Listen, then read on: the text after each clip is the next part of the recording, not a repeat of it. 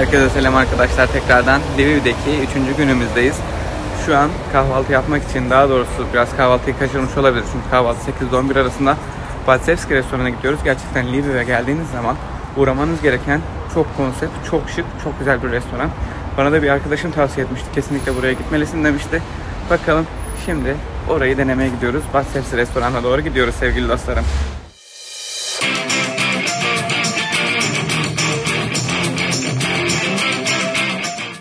Bu arada sevgili dostlarım, hava gerçekten soğuk. 2 gündür bayağı serinledi. Özellikle dün gece çok soğuktu.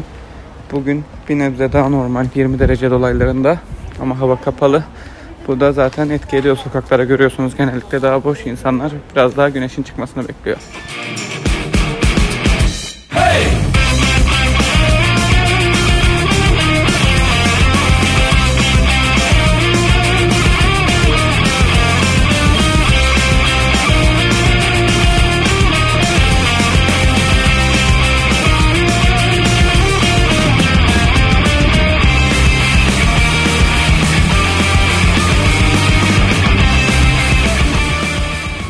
Evet, sonunda bulduk sevgili dostlarım.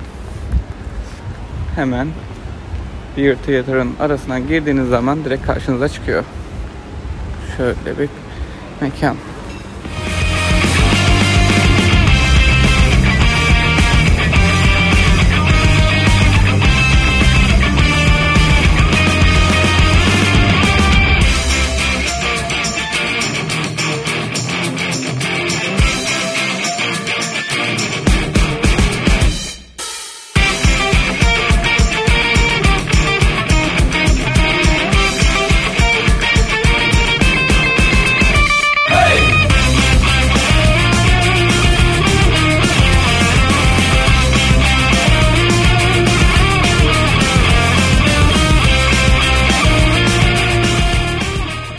Evet arkadaşlar, gördüğünüz gibi saat 8-11 arasında kahvaltı oluyor.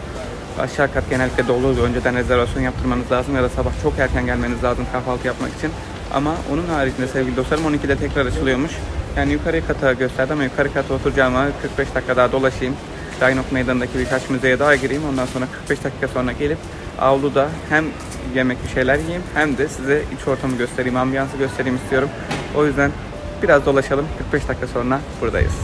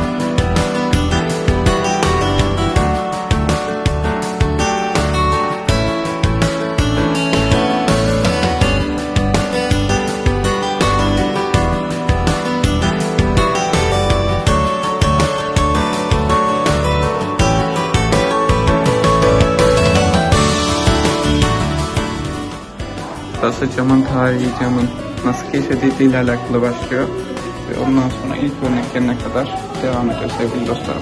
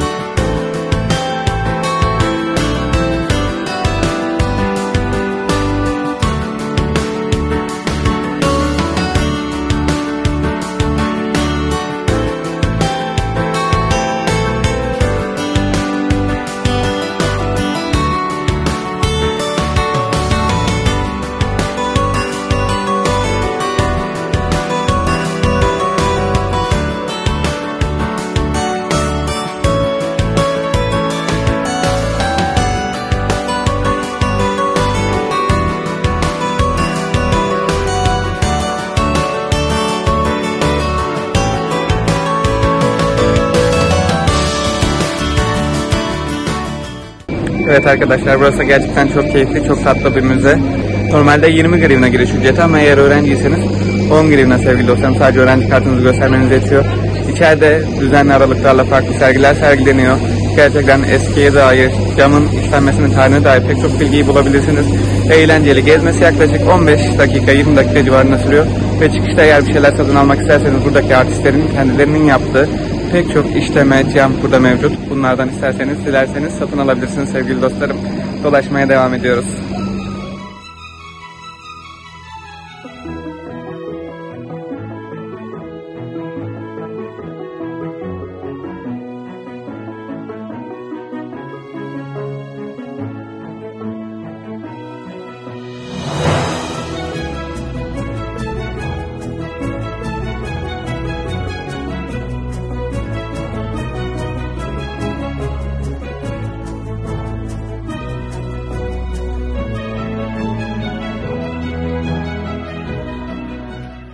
Evet arkadaşlar, gerçekten çok güzel bir deneyimdi. İçeride oldukça güzel bir konsept var, oldukça şık bir restoran. Yani Lvive geldiğiniz zaman, vaktiniz varsa eğer sabah erken gelirseniz kahvaltı için, özellikle kahvaltıları çok meşhur.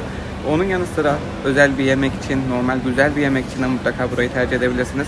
İçerisinin dekorasyonu oldukça şık, çok güzel müzikler çalıyor. Klasik müzikler de gerçekten harika parçalar çalıyor. Çalışanlar oldukça profesyoneller, biraz ciddiler ama bu oldukça güzel yine. Gerçekten Bachevski restoranı mutlaka deneyimlemelisiniz sevgili dostlarım. Oldukça keyifli bir yemek olacaktır sizin için. Fiyatlar da öyle aman aman pahalı değil. Yani ben tavşan pirzolası ve buranın geleneksel bir içeceği olan uzvarı içtim. Yani çok aman aman bir fiyat değil. Yani böyle bir restoran için oldukça makul, oldukça güzel bir fiyat. Şimdi Potoçki Sarayı'na doğru devam ediyoruz sevgili dostlarım.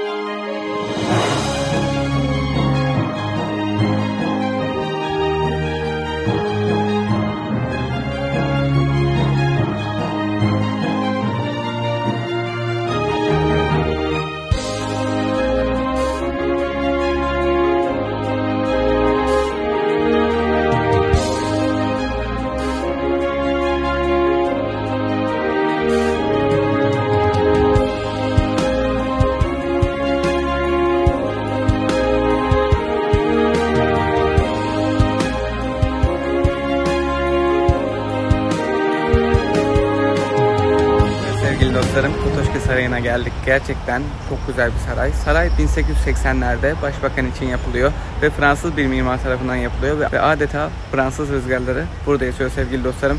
Gerçekten mimarisiyle muhteşem bir yapı. İçinde 3 farklı oda var. Kırmızı oda, mavi oda ve aynalı oda. Bu odaları gezebiliyorsunuz. Eskiden sarayda kullanılan eşyaları görebiliyorsunuz.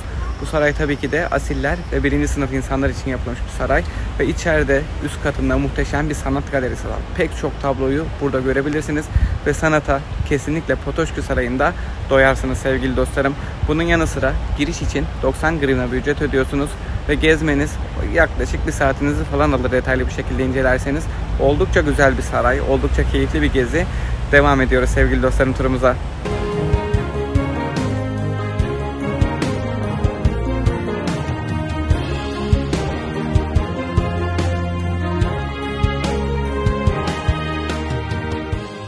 Evet arkadaşlar, St. George Katedrali'ne doğru yolumuza, turumuza devam ediyoruz.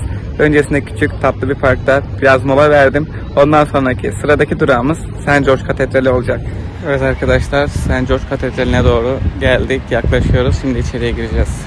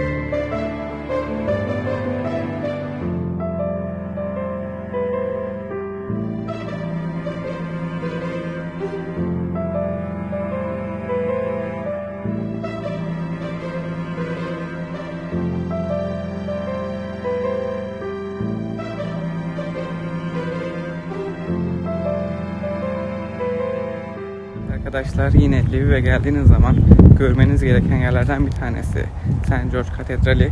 Gerçekten estetik bakımdan oldukça güzel. Hem dışından hem içinden çok güzel gözüküyor. Çok enteresan bir şekilde gözüküyor.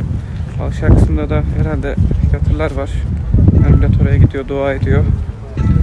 Ben gittim de pek şey yapmadı yani beni pek cezbetmedi. Biraz da ürkütücü geliyor bana biraz böyle yerler. Ama dışından baktığınız zaman estetik olarak gerçekten güzel, şık yani her zaman bu işlemeler benim kafamı karıştırıyor. Özellikle bizim orada da olsun, buralarda da olsun. Ta o zamanlardan yani bu tip işlemeleri nasıl yapmış bu adamlar? Aklım almıyor bazen sevgili dostlarım. Ama güzel, evet gelebilirsiniz. Lviv'e geldiğinizde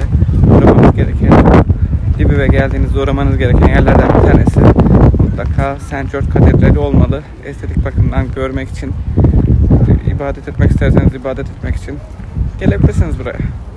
Şimdi malum biraz yorulduk. Havada bir sıcak, bir soğuk. Ben bilemiyorum. Sizi çok güzel bir yere götüreceğim sevgili dostlarım. Aklımda birkaç yer var. Şöyle güzel bir kahve içelim sizinle beraber.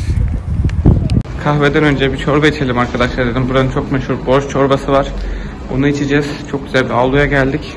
Çok güzel, çok geleneksel bir restoranda borş çorbası deneyeceğiz. Gördüğünüz gibi.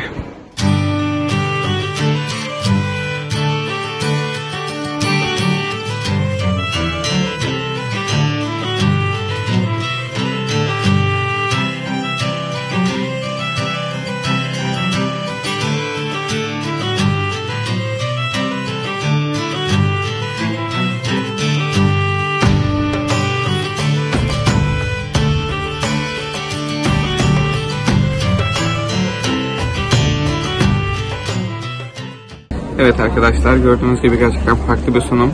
Ama oldukça lezzetliydi borş çorbası. Zaten buranın geleneksel bir çorbası. İçinde dana eti, kereviz, lahana, dereotu, yoğurt gibi pek çok şey bulunuyor ve oldukça lezzetli, oldukça sağlıklı bir çorba. Mutlaka buraya gelirseniz burada bu çorbayı denemenizi tavsiye ediyorum sevgili dostlarım.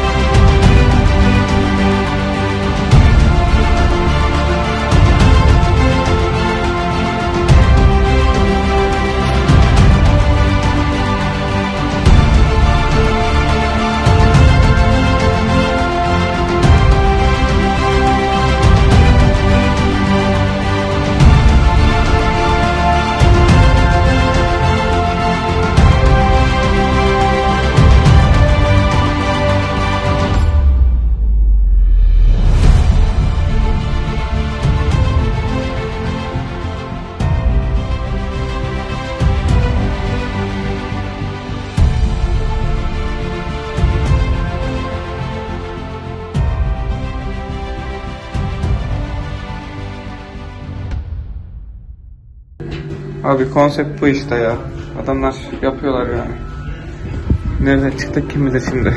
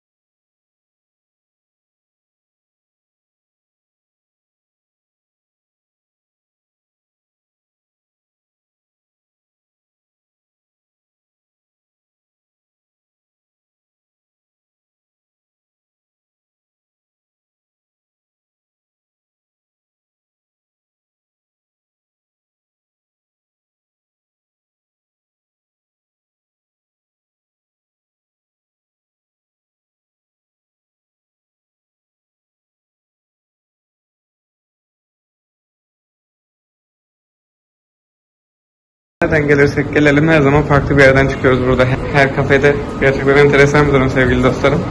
Evet arkadaşlar, Krivalipa'dan sonra da Krivka'ya geldim. Krivka'da çok duyduğum, arkadaşlarımın çok tavsiye ettiği, kesinlikle gitmelisin dediği yerlerden birisiydi. Ve gerçekten gittiğime çok memnun oldum, çok güzeldi. Lviv'de şaşırtmayan bir şey, haritada bir yerin konumunu bulmak oldukça karışık. Çünkü zaten Krivka yerin altında bir yer, gizli bir yer. Kapıdaki bir kişi size şifreyi, parolayı soruyor. Parola Slava Ukraine. Bunu aklınızda tutun. Bunu söyleyemezseniz giremezsiniz sevgili dostlarım. Ondan sonrasında ise gerçekten içerideki ambiyans, atmosfer, konsept bambaşkaydı. Yani kendinizi bir barikatta, bir sığınakta gibi hissedebilirsiniz. İçerideki konsept adeta öyle. Yapılan sunumlar, verilen yiyecekler, içecekler, kaplar, kaçaklar gerçekten öyle. Ve 2. Dünya Savaşı'na ait, 1. Dünya Savaşı'na ait pek çok eşyayı orada görebilirsiniz, bulabilirsiniz. Dışarıdaki hemen avlusunda da gördüğünüz gibi pek çok 2. Dünya Savaşı'nda kullanılmış eşyalar var yine sevgili dostlarım. Bunun yanı sıra yukarıya çıktığınız zaman sizi bir uçak savar karşılıyor. Bu uçak savarda da fotoğraf çekilmeyi ihmal etmeyin sevgili dostlarım. Ve Lviv'in manzarasını da buradan görebilirsiniz. Gerçekten konumu biraz karışık gibi ama çok kolay aslında. Zaten videonun başında da gördüğünüz gibi bulması oldukça kolay. Ben biraz zorlanmıştım. Birkaç kişiye sordum, ondan sonrasında ise hemen buldum. Fiyatlar gayet makul. Ben orada patates pankek yedim. Gerçekten Ukrayna'da patatese adeta şov yapıyorlar, şölen yapıyorlar patatesle. Patatesin her çeşidi var ve her çeşidi birbirinden güzel sevgili dostlarım. Geldiğiniz zaman Krivka'ya uğramayı ihmal etmeyin.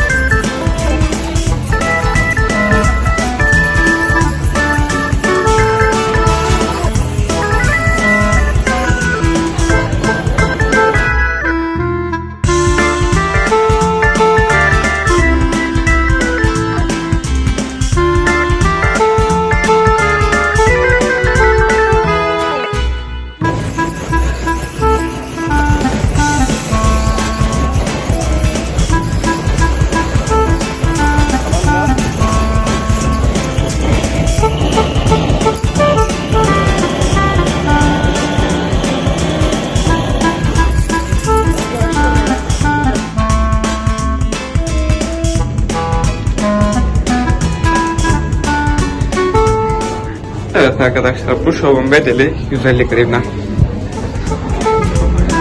Arkadaşlar, ateşli kahvemizde içtik Lviv'e gelmişken. Bu ateşli kahve şovu yaklaşık 150 grivna. Sadece kahve var ve kahvenin bazı çeşitleri var. Sadece alkollü kahve alabiliyorsunuz ya da normal kahve alabiliyorsunuz ateşli kahve için. Yani pek bir çeşit yok. O da sütlü kahveye benziyor tadı. Ben bir de cheesecake aldım yanına. Toplamda 150 grivna yaptı sevgili dostlarım. Zaten hemen Lviv kahve fabrikasının içinde aşağıya doğru bir mahzene iniyorsunuz. Oradan kahveyi çıkartan işçileri görebiliyorsunuz. Onlar temsil edilmiş balmumluların heykelleri, onların kullandığı eşyaları görebiliyorsunuz. Tatlı bir tur oluyor. Hem de ateşli kahve içebiliyorsunuz. Tadı normal. Şov için para veriyorsunuz aslında ama oldukça eğlenceliydi. İnsanlar oldukça heyecanlı, oldukça şaşkın. Güzel bir ambiyans var. Geldiğinizde mutlaka burayı da denemelisiniz sevgili dostlarım.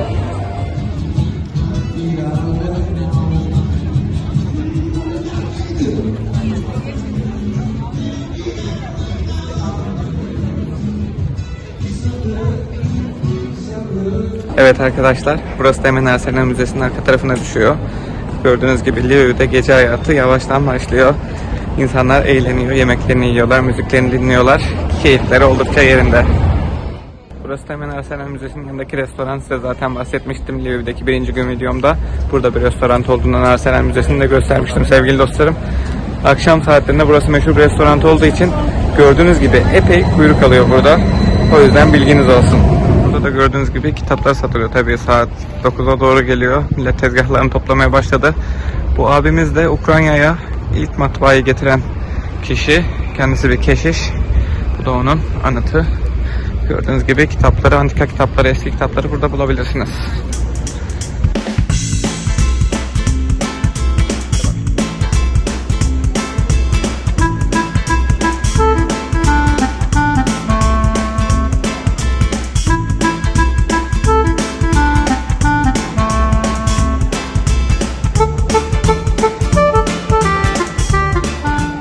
Evet arkadaşlar, 3. günümüzün de sonuna geliyoruz. Bugün sizlere pek çok farklı konsept restoran, konsept kafe, Lviv'de deneyebileceğiniz farklı şeyleri gösterdim. Gece hayatından birkaç kesit gösterdim. Lviv'de gerçekten akşam saatleri olunca herkes dışarıya çıkıyor ve oldukça mutlu, eğleniyorlar, dolaşıyorlar, çıkıyorlar, dans ediyorlar, şarkı söylüyorlar.